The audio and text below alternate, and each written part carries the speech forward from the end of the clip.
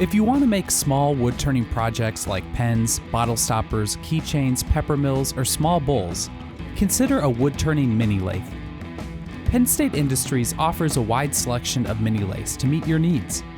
Before buying your new mini lathe, you'll want to understand some of the main purchase considerations, as well as basic mini lathe anatomy and features. Some of the main things to keep in mind are the size of projects you want to make, determined by the lathe's capacity, whether you want a variable speed lathe or multi-speed lathe, what horsepower you'll need, and how much you want to spend. The lathe's capacity will determine the maximum size of a project and consists of the swing and distance between centers. The swing of a lathe is the largest diameter of a project that you can mount to the headstock over the lathe bed. The swing for mini lathes generally ranges from 5 to 12 inches. The maximum length of the work you can turn is the distance between the headstock driver spur center to the tailstock center, when the tailstock is at its maximum distance from the headstock. The distance between centers for mini lathes generally ranges from 11 to 18 inches. Bottom line, the greater the capacity, the larger the workpiece that can be turned. If you want to turn longer spindles, lathe bed extensions are available for most mini lathes, so you can extend the maximum distance to over 40 inches. A variable speed lathe lets you easily adjust the speed to meet the requirements for the task at hand. For example, drilling a hole in a pen blank requires a low speed, sanding a slow to medium speed, and turning a high speed. Variable speed lathes are adjusted by turning the speed dial. Speeds are calculated by a spindle pulley chart, or what's even handier and quicker is to view the digital readout. Multi-speed lathes, on the other hand, are harder to adjust rotation speed since it requires opening up a compartment door and moving the drive belt from pulley to pulley every time you want to change speeds. This makes multi-speed lathes less convenient than variable speed lathes. However, multi-speed lathes are about 25% less expensive than variable speed lathes, which is something you may want to consider. The DC motor provides the power to turn the headstock spindle. Mini lathes tout about 1/5 horsepower to 1 horsepower.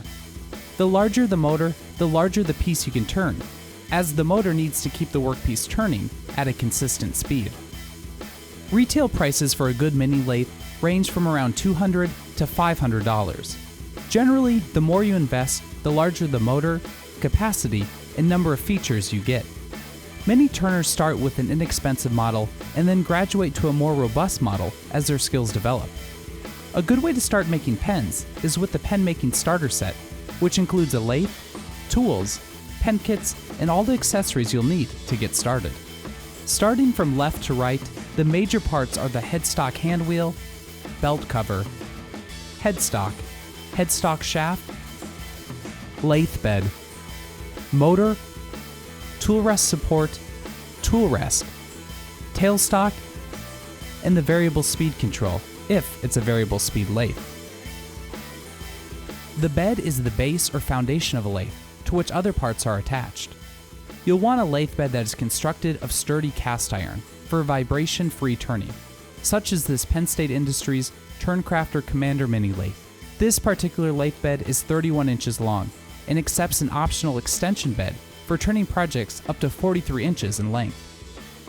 Housed inside the headstock is the headstock spindle.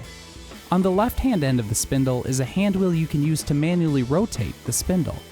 And on the other end is a threaded 1-inch by 8 TPI No. 2 Morse taper, which provides connection for numerous attachments, such as spur centers, chucks, mandrels, and faceplates.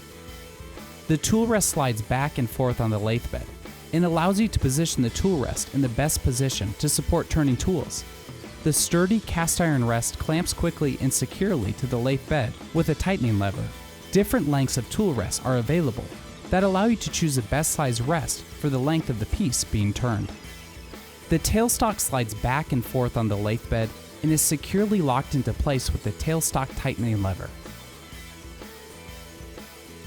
Like the headstock, the tailstock has a No. 2 Morse taper, which mates with different accessories, but most notably a live center, crucial for back-end support and pen turning. Some mini lathes, such as this one, include a rear-mounted light fixture. This particular light uses a 40-watt bulb and features an 18-inch flexible gooseneck, so it's easy to position and see the most intricate work. A lathe chuck is one of the most useful attachments you can add to your lathe. It threads onto your headstock and allows you to grab workpieces of most diameters and configurations. Now you're armed with the information you need to get your new mini lathe. If you have any questions, the experts at Penn State Industries are here to help. Just give us a call or shop our website today.